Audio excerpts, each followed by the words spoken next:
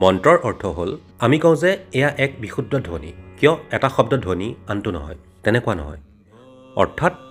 মন্ত্ৰ ইয়াৰ ধ্বনিৰ বাবে গুৰুত্বপূৰ্ণ ইয়াৰ অৰ্থৰ বাবে নহয় কেৱল মানৱ মনৰ বাদে ব্ৰহ্মাণ্ডৰ আন ক'তো কোনো অৰ্থ নাই কিন্তু ধ্বনি আছে কাৰণ ধ্বনি হৈছে এক অনুৰণন আৰু আজি আধুনিক বিজ্ঞানে কৈ আছে যে ইয়াত কোনো পদাৰ্থ নাই সকলোৱে এক অনুৰণন সেয়েহে ধ্বনি হৈছে এক অস্তিত্বশীল বাস্তৱতা অৰ্থ হৈছে এক মনস্তাত্ত্বিক বিষয় কাৰণ সৃষ্টিক ধ্বনিৰ এক জটিল সংমিশ্ৰণ হিচাপে দেখা যায় আৰু কিছুমান নিৰ্দিষ্ট ধ্বনি হৈছে মূল ধ্বনি আৰু যেতিয়া মই কওঁ এটা চাবি ধৰক আপুনি এই কোঠাটোত বন্ধ হৈ আছে আৰু মই আপোনাক এটা চাবি দিলোঁ মুক্তিৰ চাবি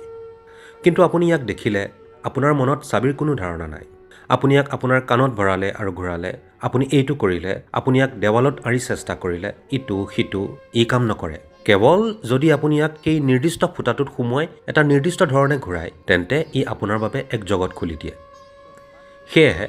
মন্ত্ৰ ইয়াৰ ধ্বনিৰ বাবে গুৰুত্বপূৰ্ণ অৰ্থ হৈছে এক মনস্তাত্ত্বিক আৰু সামাজিক বিষয় প্ৰকৃততে অৰ্থ অৰ্থহীন কিন্তু ধ্বনি অস্তিত্বশীল সেয়েহে নিজৰ ভিতৰত আৰু আপোনাৰ চাৰিওফালে এক নিৰ্দিষ্ট পৰিৱেশ সৃষ্টি কৰিবলৈ ধ্বনি ব্যৱহাৰ কৰাৰ বিজ্ঞান সেয়াই হৈছে মন্ত্ৰৰ বিজ্ঞান